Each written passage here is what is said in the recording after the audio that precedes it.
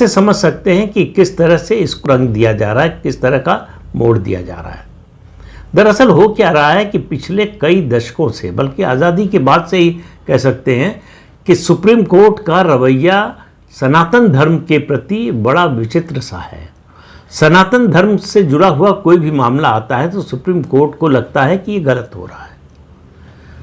2012 में हिंदू पक्ष पहुंचा था सुप्रीम कोर्ट कि मंदिरों का सरकार अधिग्रहण कर रही है, मंदिरों का जो चढ़ावा आ रहा है वो सरकार ले रही है और उसको चर्च और मस्जिद के काम के लिए इस्तेमाल किया जा रहा है।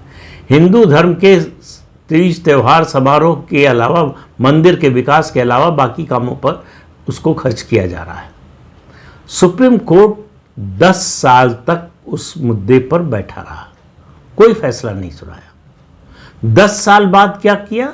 10 साल बाद कहा कि आप हाई कोर्ट जाइए, और जैसे ही संसद ने वक्फ अमेंडमेंट एक्ट पास किया, तुरंत सुनवाई शुरू हो गई। याद कीजिए, अनुच्छेद 370 जब जम्मू कश्मीर से 370-35 से हटाया गया, ये एक जो है लेजिस्लेटिव वर्क था, सुप्रीम कोर्ट का कोई लेना देना नहीं था, लेकिन तुरंत जो है संविधान पीठ का गठन हो गया, इसकी सुनवाई शुरू हो गई। 1995 में जब वक्फ एक्ट में संशोधन किया गया, कई प्रावधान जोड़े गए, ये प्रावधान भी जोड़ा गया कि वक्फ जिस संपत्ति पर दावा कर लेगा उसकी संपत्ति मान ली जाएगी और उसकी कोई सुनवाई नहीं होगी। जो सुनवाई होगी वो वक्फ बोर्ड या वक्फ काउंसिल में ही होगी और उसी का फैसला अंतिम होगा। इसके खिलाफ जब हिंदू पक्ष वहाँ पहुँचे तो उनको भगा दिया गया, कहा तुम्हारा क्या लेना देना इससे, तुम हिंदू हो, ये तुम्हारे धर्म का मामला ही नहीं है। जबकि वक्फ जो है वो उसका इस्लाम से कोई लेना देना नहीं है, वो प्रॉपर्टी के मैनेजमेंट का बोर्ड है, लेकिन उसकी सुनवाई नहीं हुई।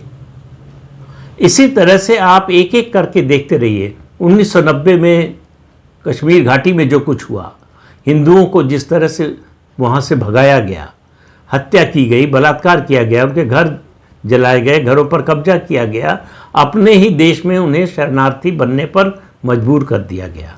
और आप देखिए किस किस तरह के बयान आए। महबूबा मुफ्ती ने एक इंटरव्यू में कहा जो लोग शरणार्थी बन गए उनको कुछ सरकारी राशि जो है मिलती थी सहायता के रूप में, उन्होंने कहा कि ये राशि इसलिए दी जा रही है कि वो लौट कर फिर ना आए, अपने ही घर में ना आए, अपने ही देश में अपने ही घर ना लौटने पाए।